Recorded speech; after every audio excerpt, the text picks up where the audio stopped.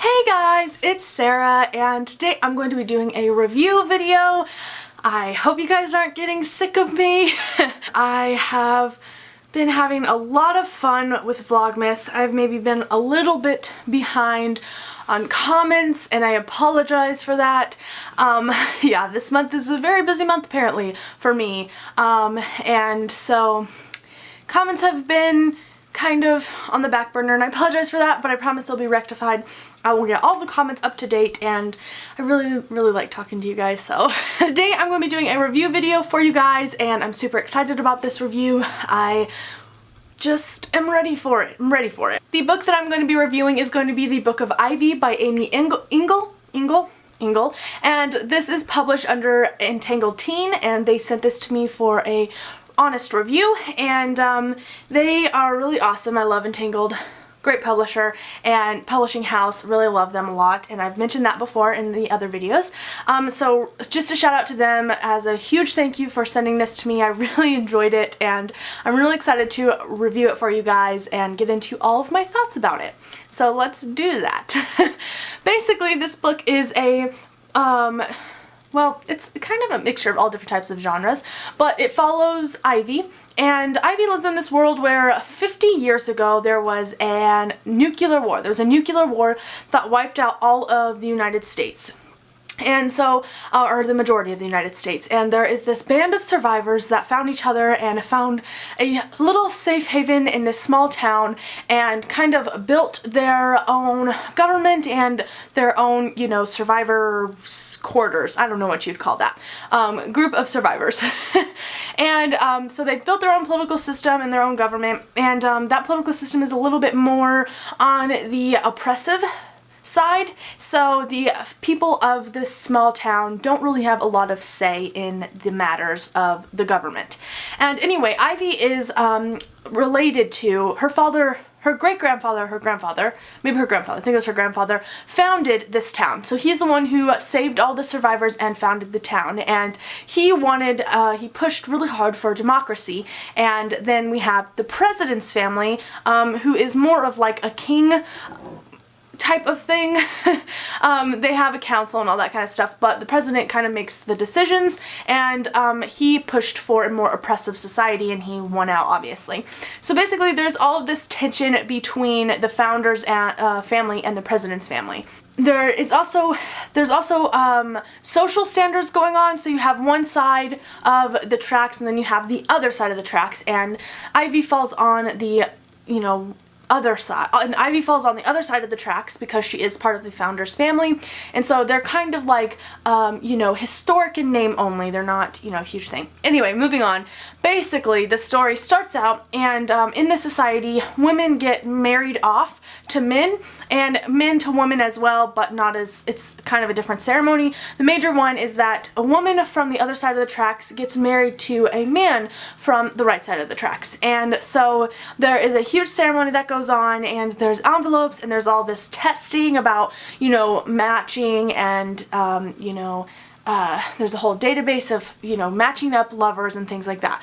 And so this starts out with Ivy being 16 and having to go through with that, and she's marrying the president's son, and her father has tasked her with a price. He wants her to kill the president's son, and then things kind of start from there. Ivy, you know, gets conflicted with this task and things like that, but overall that's kind of the gist of it. I will say that I really loved the world. I want to say right off the bat, I'm a huge history buff, US history buff. Like, I like all world history, but I know the most in US history and love US history, and so hearing this whole new political system happening and this whole new, you know, United States forming type thing was really interesting to me. I really loved all the building that we got from it. It was really outlined, and we got a lot of information towards that. Really appreciated that. You know, there's a few questions that I still have, but it is a series, so I'm hoping that my questions get answered down the road. But overall, I really appreciated what the author did with the world and the dystopianness that she has created. I just created a word too, by the way, dystopianness.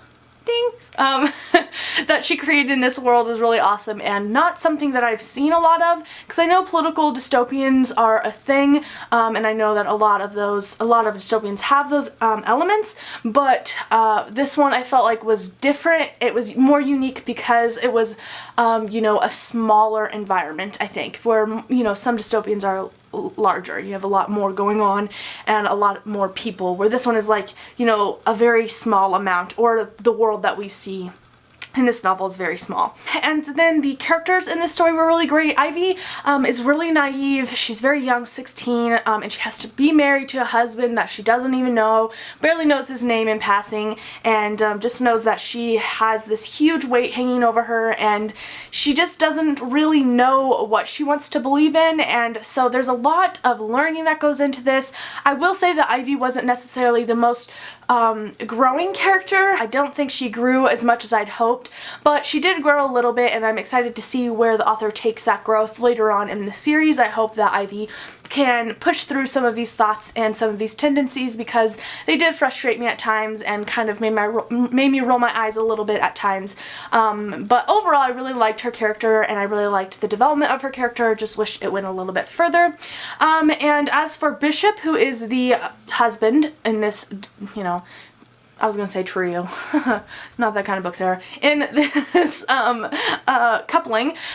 So Bishop, anyway, moving on. Bishop is really great. I loved Bishop. I know that I've heard a few booktubers have read this and really loved Bishop, and I can totally see why. He's caring, he's nice, he's sweet, he's thoughtful, and he's also, you know, a little bit more, like, he just has a lot, I don't know, he's so mature. I think that's what I like about him, is that he's just so much more mature than Ivy, and it shows, and it's great because Ivy learns from him and they learn from each other, and it's just really awesome. I really liked Bishop. I will say their relationship in general is a little bit tropey, but overall really enjoyed it.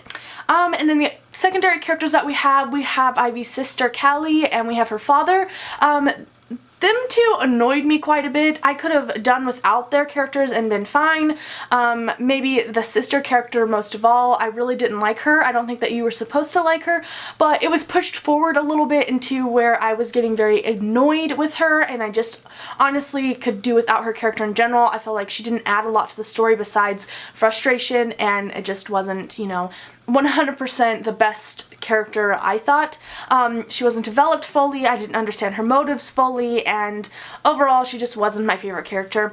And then the father character, on the other hand, I feel like he's very complex, and I hope that we get to see more from him later on in the series. I feel like he could grow and be, you know, a mastermind, or he could be, you know, a really good character, or in general, I feel like his character was really interesting, and I feel like he's very complex, and I hope that the author takes that a little bit further in the next books.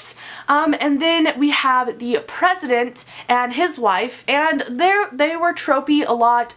We don't see a lot from them. I like the president, even though you're not supposed to, and I feel like that was in itself, you know, something to be expected. And also the wife of the president I disliked, and you know, I disliked for different reasons. And at the end of the story, maybe, you know, she wasn't the worst character out of the story by any means. So, you know, she was frustrating, but she was supposed to be, but by the end, you know, I didn't hate her like I did the sister. And yeah, so that's it for most of the characters. There's a few secondary characters in there, but I don't feel like they're fully developed enough to talk about, so I'm not going to talk about them. And the writing style in this story was really interesting. I found it really pleasing to read. It was quick, it was fast.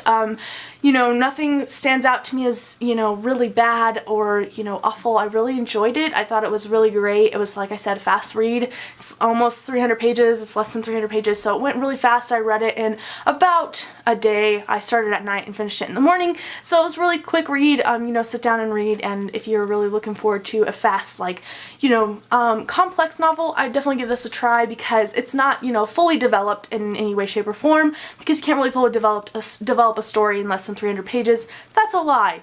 You can, but in this instance it wasn't, you know, fully developed, but at the same time I feel like it did get developed a lot, and I liked, you know, a lot of what we got to see in the story. I just want to push it forward and hope that we get to see more later on in some more novels. Overall, I think I ended up giving this book a 4 out of 5 stars. There were a few things that I nitpicked and a few things that, of course, you know, frustrated me, especially with the sister. And yeah, I just felt like, you know, if there was more to the story, I would have enjoyed it a lot more. But for what I got, I feel like a 4 out of 5 stars is a great rating. I really did enjoy it and recommend it to you guys, especially if you like dystopians, because it is different. It's a dystopian, and I feel like, because this is why I say it's different. I'm not one to immediately pick up a dystopian. I usually don't like dystopians. They're not my favorite type of read. I always find them either really great or really bad. I don't have a lot of, you know, good experience with them. You know, I have a few that stand out in my mind that are good, and if most of them aren't that good. So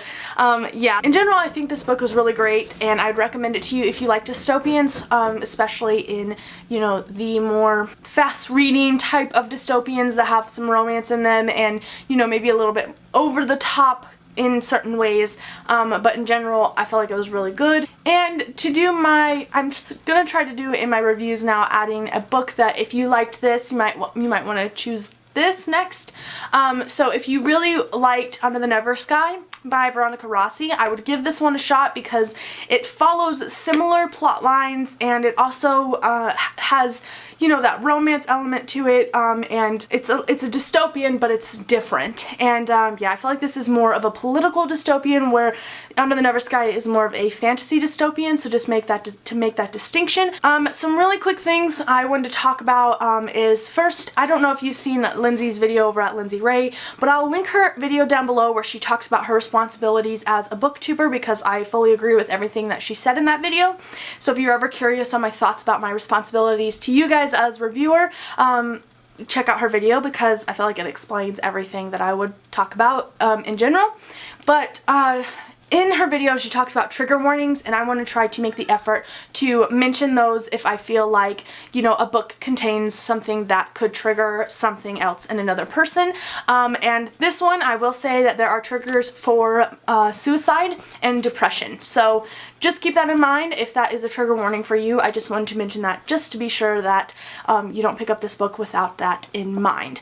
Also, to just further clarify my opinions of the story, I do think that this is not for everyone, and if you don't like, you know, a romance-based dystopian, I wouldn't pick this up. And also, if you don't enjoy characters that are more naive and younger, and that kind of act out in a way that's not mature, I wouldn't pick this up either. I don't think it would be for you. So those are the two things that I would mention, just in case if you guys aren't 100% sold, to sway your vote either way. So yes, but if you have no problems with that, highly recommend. I think that a lot of people will really enjoy this story, and yeah. Alright guys, that is all that I have for this review. Leave any thoughts down below if you liked or disliked the story, if you plan on picking it up. If you don't plan on picking it up, let me know down below. I'm curious of your thoughts on this, and if you have anything further to say, further on my opinions, I can't say sentences. If you have anything further to further this discussion, leave it down below, and I'd love to talk further about this book. But yeah, that's all I really have to say, guys. Thanks again to Entangled for sending me this novel. I really enjoyed it, and I can't wait to get the sequel. Just saying, it's gonna be epic. So yes, thank you guys so much for watching. I hope you enjoyed it. I hope you're having a great day, and I will see you in the next one. Bye!